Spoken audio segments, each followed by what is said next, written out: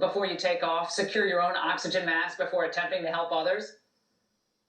If the left hopes that Americans, I think, kind of give up and give in and just accept a lower standard of living, the high gas prices, they're just going to be, that's the new normal. It's the cost of progress, people.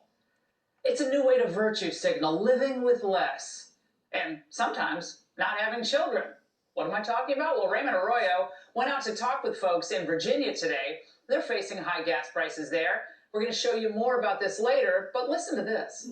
I'm grateful I can work from home. I know I have some, friends who are seeing if their job will let them work from home maybe a couple more days a week, if not, just to kind of figure out those numbers. I'm grateful I don't have kids, so changes like this, the marginal change, it doesn't affect me so much.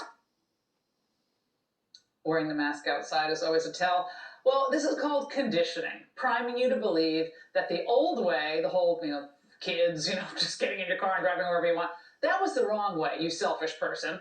If you're truly compassionate, you will tolerate and even like high gas prices because it'll help the Ukrainians.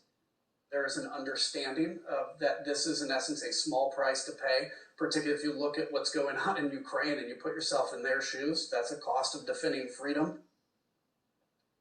They want you to believe that this is all inevitable.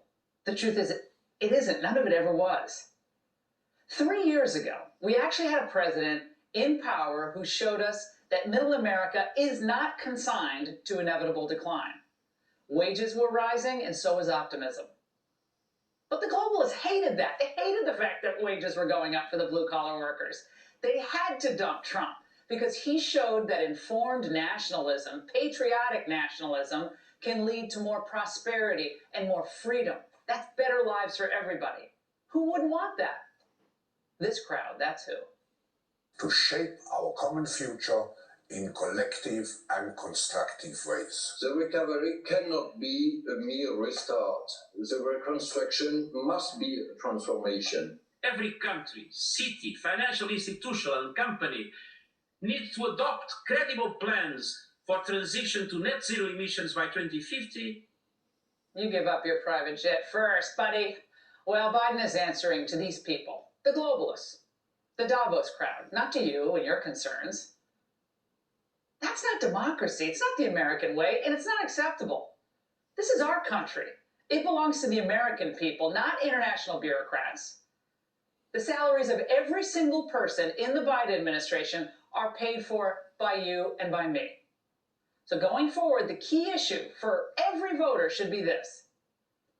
Who will put your interests first? Who's going to work for you, your family, your hopes, your dreams? We know it's not Biden and the Democrats.